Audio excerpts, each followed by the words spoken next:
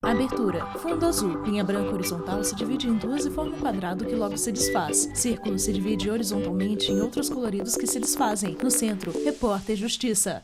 Repórter Fernanda Mui-Laerte, Brasília, DF. As relações sociais são importantes na vida de qualquer ser humano. E como ficarão os relacionamentos no pós-pandemia?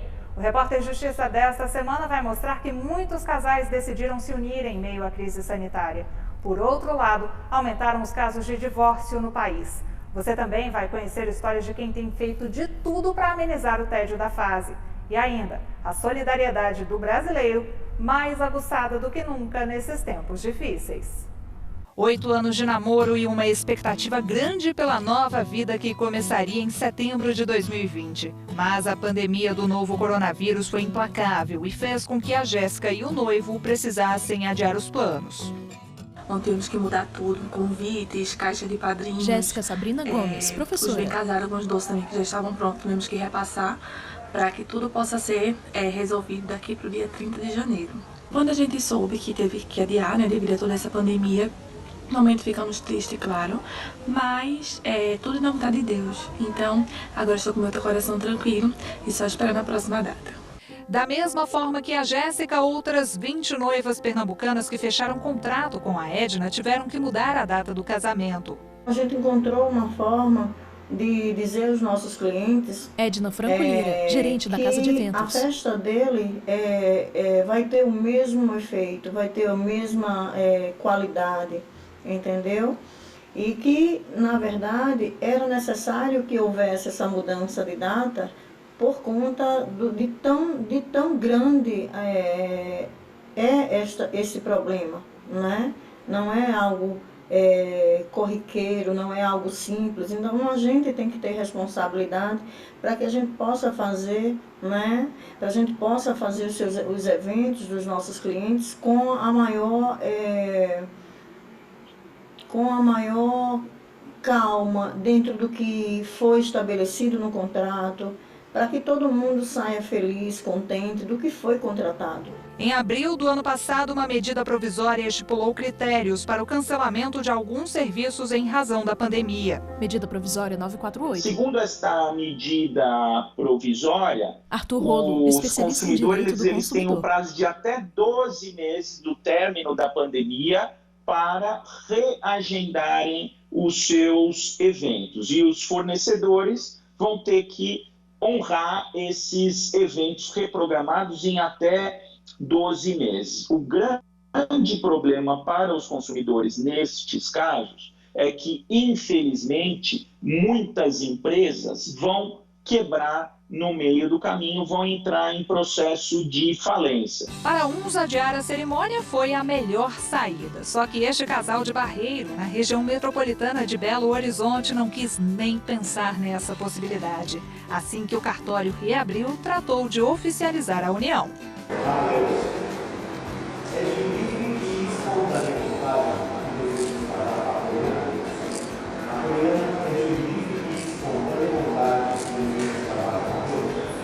O beijo do novo casal foi substituído por um abraço apertado e por sorrisos escondidos nas máscaras. Lei 10.406. Pelo Código Civil, uma solenidade de casamento deve ser realizada na sede do cartório, com as portas abertas e pelo menos com a presença de 2 testemunhas dos noivos. Se as partes consentirem, o casório também pode acontecer em outro edifício público ou particular.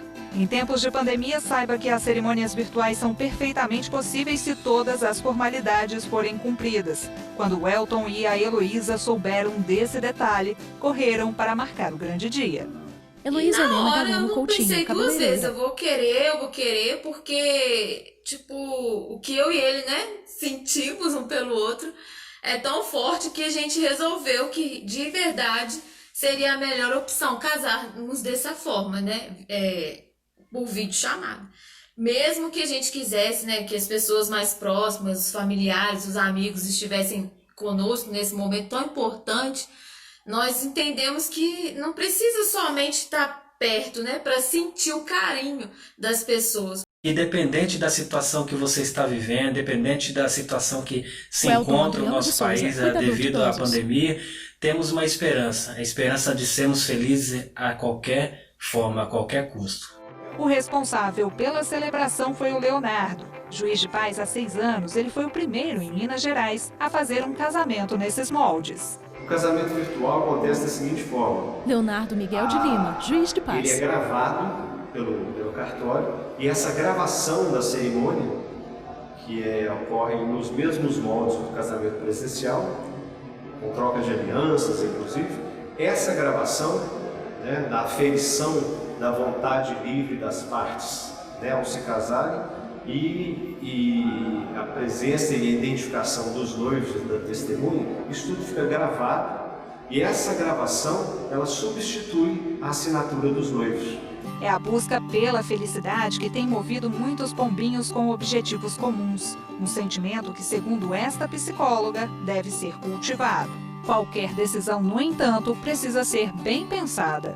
Para dar continuidade à vida é essencial, né? A gente precisa ter esperança, né? Ter esperança é Karine importante, Brito, é necessário para a gente se mover adiante. Mas isso não implica em que a gente tenha que tomar decisões refletidas ou precipitadas ou motivadas por emoções negativas. Então, por exemplo, eu tenho medo de perder tal pessoa nesse contexto, né? Isso me gera angústia, gera tristeza, então eu quero agora, né, já, né, vamos dizer assim, solidificar essa relação por conta do medo. Então, a gente não deve ser guiado pelas nossas emoções negativas. Quem quis ficar juntinho e viu na pandemia uma boa oportunidade para isso foi o Emerson, que propôs que o namorado passasse a viver com ele. É que a ponte aérea não estava sendo fácil para os dois. O fechamento dos aeroportos fez com que os voos deles fossem cancelados pelo menos 5 vezes. A saudade bateu e eles acharam que o relacionamento de pouco mais de 1 ano poderia muito bem continuar com a junção das escovas de dente. Estando ele no Rio Grande do Sul e aqui no Distrito Federal. Emerson Gonçalves, profissional de serviços aeroportuários. Entrar em avião, sair de avião não era exatamente o sonho que a gente queria para esse momento de pandemia, né, de risco. Então nós decidimos abreviar alguns passos, tanto eu quanto o Ricardo somos de relacionamentos longos, né? Então a gente resolveu que pelo histórico a gente poderia enfim, tentar viver juntos, né? A gente já conhece a rotina do que é viver com outra pessoa. A gente decidiu, né, ficar juntos durante a pandemia do que separado, porque até quando tudo isso começou a gente não imaginava, ninguém imaginava. João Ricardo Cardias de Souza, técnico em informática. Eu estava trabalhando no litoral quando a gente se conheceu. Então foi um combinado, né? Após esse período a gente iria se conhecer. Mas em relação à pandemia isso fez com que a gente antecipasse todo aquele processo de a gente se conhecer e tudo mais. Mãos dadas. Com ou sem pandemia, a ideia é que a união dure para sempre. Pelo menos é isso que o Felipe e a Laísla mais querem. O casal de Valparaíso, em Goiás, noivou com direito à live para os familiares. Eu acredito que, por mais que esteja passando por isso, a gente tem que continuar sonhando. E sonhar Felipe Félix, que traz esperança, principalmente nesses tempos, né? E a gente, quando sonha, eu e ela sonhamos em casar, sonhamos em fazer noivado e tudo. E essa pandemia não poderia parar a gente nem o nosso propósito, não é mesmo? Sim, e foi muito legal, foi uma experiência muito legal, porque, Laísla por exemplo, de Araújo eu tenho uma tia Caixeta, que mora na Argentina, e que mesmo se tivesse tudo bem, ela não poderia vir. E aí, fazendo o noivado online, ela conseguiu participar, e nossa família também conseguiu participar, todo mundo riu, conversou, e foi como se a gente estivesse junto ali, presencial, mesmo sendo tudo à distância, né, online. Então foi uma experiência muito boa, muito divertida e é isso. Se por um lado a pandemia do novo coronavírus uniu muita gente, também separou diversos casais. O convívio 24 horas por dia fez com que a promessa do felizes para sempre fosse quebrada na casa do Luan. O isolamento social não foi nada bom para o relacionamento dele. Eu acho que o fato de ter se aumentado o convívio, de ter se estabelecido uma comunicação truncada entre os dois. Luan Costa Carvalho, e até mesmo uma assistente falta de administrativo. comunicação entre os dois, decorrente aí do tempo que nós acabamos tendo aumentado, né? O tempo juntos que foi aumentado. em função da diminuição das cargas horárias. Eu diria que isso foi essencial e foi primordial para a escolha que nós tomamos. Histórias parecidas que só mudam de endereço. Com a Érica, as brigas foram tão intensas que, além de se separar do marido, a empresária de São Paulo decidiu voltar para a casa da mãe. Roupas colocadas em mala. No meu caso, as coisas pioraram demais por conta de ter uma escola de música. Érica Ribeiro do Vale, empresária. Então, as incertezas que a gente tinha com a pandemia, com a falta de dinheiro, com as incertezas do mercado e com a grande saída de aluno que nós tivemos, tudo isso foi se agravando e passando para o relacionamento. A pandemia pode até ter piorado algumas relações, mas problemas conjugais não surgem assim da noite para o dia. Não é a pandemia que cria dificuldades de relacionamento. Karine Brito, psicóloga. Elas existem e muitas vezes a pandemia ela trouxe uma potencialização desses conflitos pré-existentes, na medida em que as pessoas aumentam a carga de convívio. Né? Em geral, as pessoas não tinham um tempo de convívio tão grande umas com as outras, não tinham tanto espaço, né, de contato, né, para lidar com essa diversidade, com essas diferenças. Entre maio e junho do ano passado, o número de pedidos de divórcio cresceu quase 20% em relação ao mesmo período de 2019. Em alguns estados, a curva que indica essa tendência mais que dobrou. O aumento coincide com uma autorização para que as separações consensuais possam ser feitas de forma remota, por videoconferência. Gisele Oliveira de Barros, presidente do Colégio Notarial do Brasil. Você tem que ir no cartório. Durante a pandemia, claro, facilitou, porque as pessoas talvez esperassem passar a pandemia para se divorciarem no papel. A gente precisa de mecanismos para que as pessoas possam regularizar as questões da sua vida pessoal. E o divórcio, ele pode ser realizado também dessa forma à distância, desde que atendidos os requisitos que o Código de Processo Civil tem para esse procedimento. Um deles é não ter filhos que sejam crianças e adolescentes e que tenham um acordo entre esses integrantes dessa relação que está sendo dissolvida. A gente vai ter que partilhar todos os bens adquiridos ou eventual poupança que tenha sido formada no decorrer dessa relação. E é bem importante destacar que hoje, para o Superior Tribunal de Justiça, no regime de comunhão parcial de bens, nós temos inclusive a partilha do saldo do FGTS do período da relação. O Repórter Justiça faz uma pausa e volta em instantes. No próximo bloco, você vai ver que o brasileiro tem sido criativo para fugir do tédio, enquanto a crise sanitária não acaba de vez. É daqui a pouco, não saia daí. Vinheta de transição. No centro, Repórter Justiça. Vinheta de transição. No centro, Repórter Justiça. Eles não param quietos. Nicolas e Thomas estão empenhados em conhecer o mundo. Só que com a pandemia do novo coronavírus, esses baixinhos de Brasília fazem tudo sem sair de casa. Nessa brincadeira, já conheceram um bocado de lugar. Uma ideia genial da Priscila, que mostrou que a quarentena não tinha que ser monótona. Me baseei naquele clássico de Volta ao Mundo em 80 dias, então vai dar mais ou menos 12 semanas, uns 12 países pra gente visitar.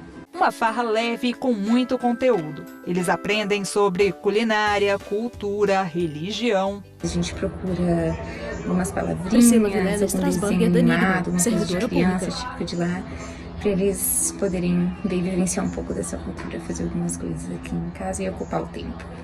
Ensinamentos que vão ficar bem guardados na memória da duplinha. Usam trajes indianos. Depois da África, a gente foi ali para perto, na Ásia. O primeiro país foi a Índia. E a gente aprendeu várias coisas sobre o país também. Os meninos se vestiram de indianos, fizeram um terceiro olho, a gente aprendeu cultura, comida. Eles fizeram uma aula de meditação, de mantra que uma amiga enviou uns vídeos, uma amiga que mora na Austrália, e fez uns vídeos especiais para os meninos. Deu super certo, olha aí a concentração dos meninos. Eles estão sentados no chão de pernas cruzadas e olhos fechados. A diversão é garantida, não é não, Nicolas? Nicolas Strasburger, da Enigma, 5 anos. Legal! Para este sociólogo, a ideia da Priscila, além de muito criativa, mostra a necessidade da reinvenção nesse período.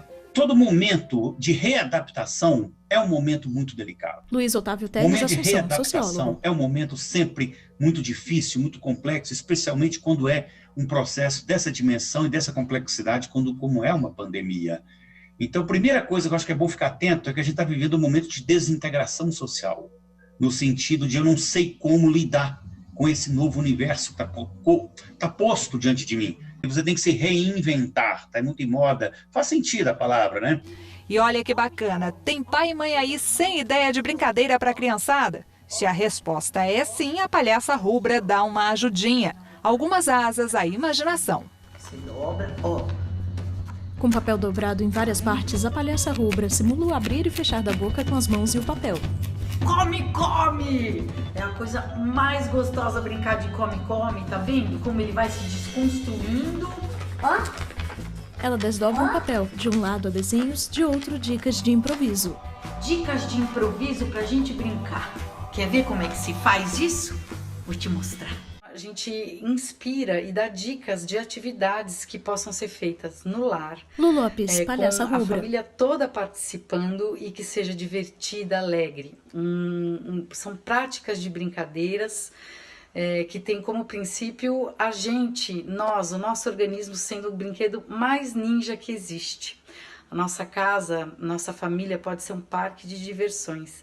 Então esses brinquedos, essas dicas que a gente dá para quem se interessa, é para que ganhe alegria, intimidade em família, para que as famílias consigam ficar próximas, unidas, por meio da brincadeira, do humor e da linguagem do improviso. Homem se maquia de palhaço. Quem também gosta de levar a alegria por onde passa é o Show Show, uma mistura de mágico e palhaço. Crianças assistem a live de Show Show. Eu comecei a fazer uma série de lives no Instagram e eu percebi que a diversão não entra de quarentena. Então eu desenvolvi uma série de coisas, né, Show Show. No formato digital. E eu estou trabalhando com elas, né? Eu estou fazendo lives, aulas de mágica online, o aniversário digital, que é a festa de aniversário da criança online. Isso é muito bacana, né? Porque o aniversário da gente é uma época que não dá para passar em branco. A pandemia do novo coronavírus nos transformou. Repórter Fernando Passamos a Muilaert, olhar Brasília, de um DF. jeito diferente para as relações sociais. O que se espera é que com o fim dessa fase sejamos menos individualistas. Apesar de distantes fisicamente, fato é que está todo mundo louco para dar beijos e abraços novamente. Os brasileiros foram diretamente impactados pela crise sanitária. Crianças e idosos sofreram bem a fase de isolamento físico. As crianças estão numa fase de desenvolvimento Karine Brito, que as trocas psicóloga. sociais são muito importantes para eles se desenvolverem, do ponto de vista físico, cognitivo, psicossocial, né? E com relação aos idosos também, né? Muitas vezes eles estão vivenciando essa dor, essa angústia, às vezes o próprio medo da morte, né? E mais, distanciamento não pode ser sinônimo de solidão. O fato de a gente estar distante fisicamente não significa que a gente tenha que se sentir sozinho, né? Que a gente não possa interagir. Então, a gente tem recursos, a tecnologia que facilita isso. A gente pode estar falando por telefone, pode estar vendo através de um vídeo, né? Escutando as pessoas. Então, tem várias formas de a gente manter essa aproximação e se sentir. O mais importante é a gente ter a sensação, a percepção de suporte. Na frente de uma casa, homem canta para a senhora idosa que está com os braços abertos.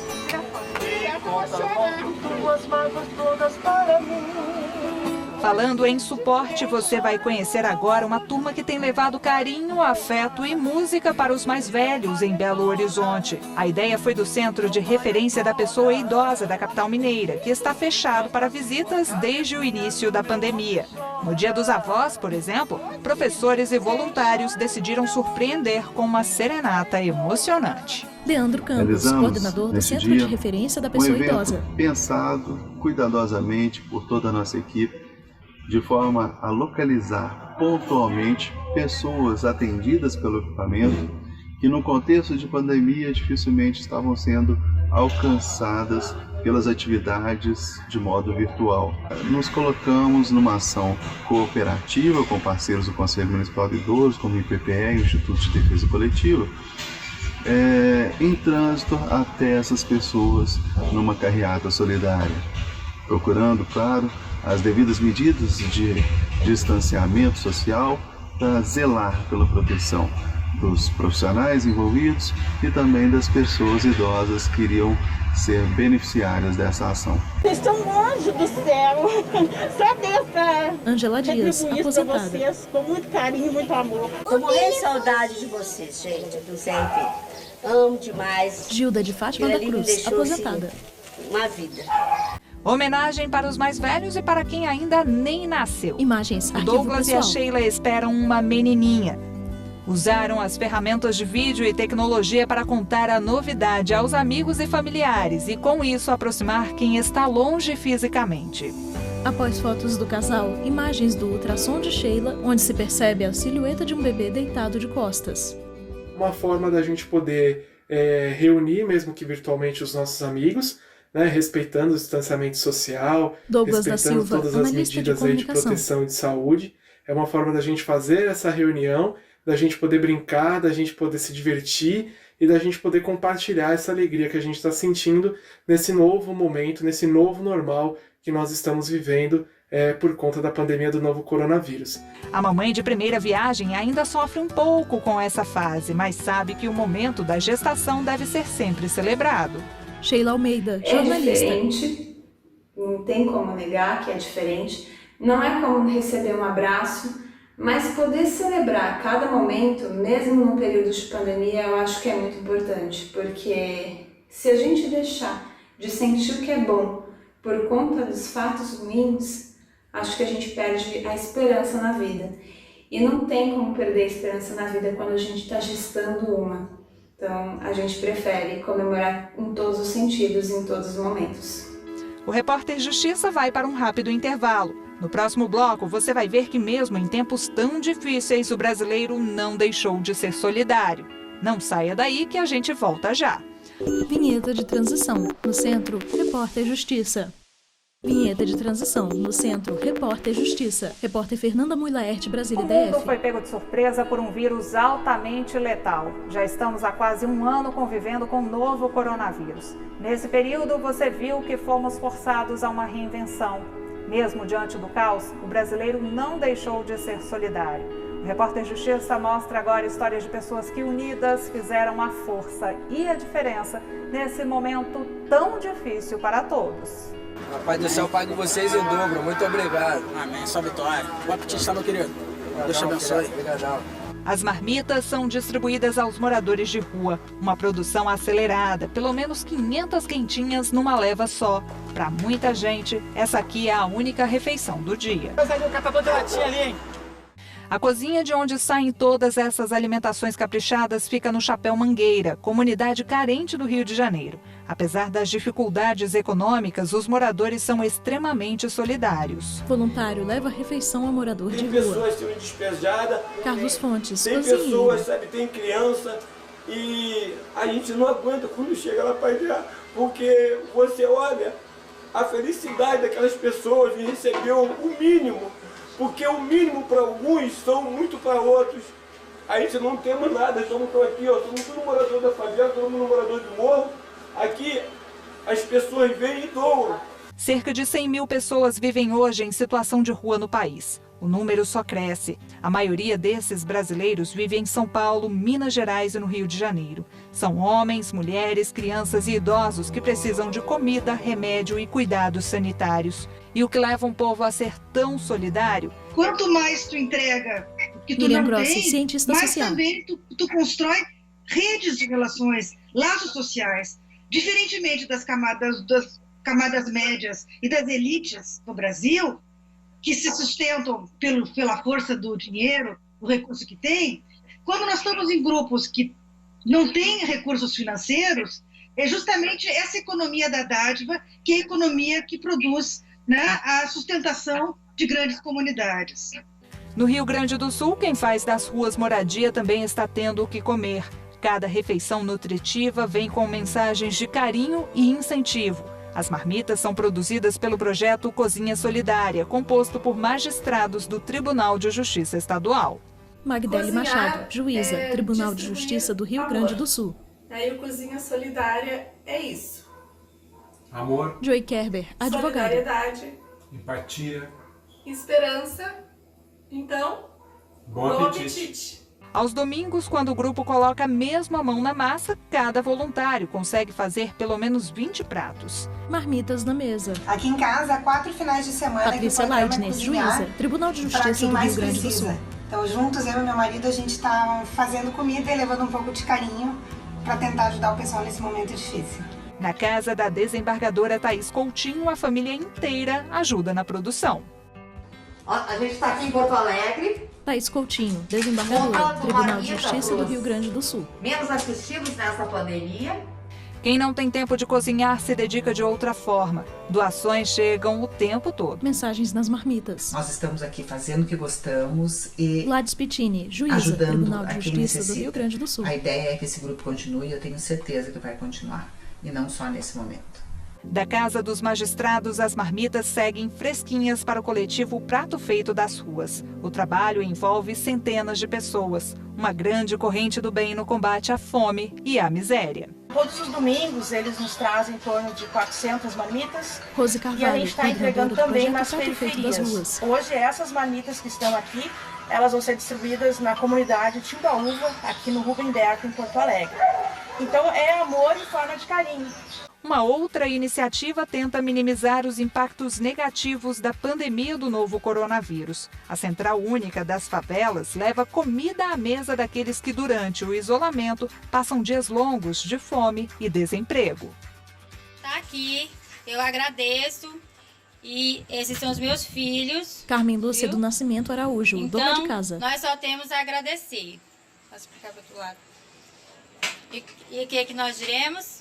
Obrigado, CUFA! Já em Pernambuco, é a comunidade Pequenos Profetas que se mostra solidária. A organização não governamental tem feito a diferença na vida de pessoas que moram na região com menor índice de desenvolvimento humano de Recife. Essa ação, ela tem como objetivo... Demétrios Demétrio, fundador da comunidade Pequenos Profetas. Ficar em casa, mas ter o que comer dentro de casa, né? As pessoas, quando vêm aqui, elas também são treinadas e são lembradas de todos os procedimentos necessários para evitar a contaminação pelo corona, como a lavagem das mãos, a máscara, o distanciamento social e, o mais importante, ficar em casa.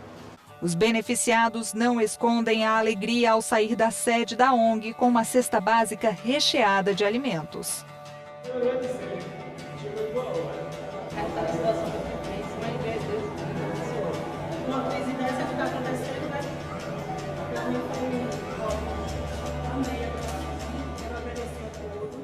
No Amapá, Geralda passou a produzir máscaras de pano. Em troca, a empresária pede alimentos não perecíveis para doar aos que mais precisam. Geralda dos Anjos, empresária. A empresa estava fechada, eu não sabia muito o que atitude tomar, o que fazer, se tinha que ficar quieta, se tinha assustada, com medo de sair de casa também por conta do vírus.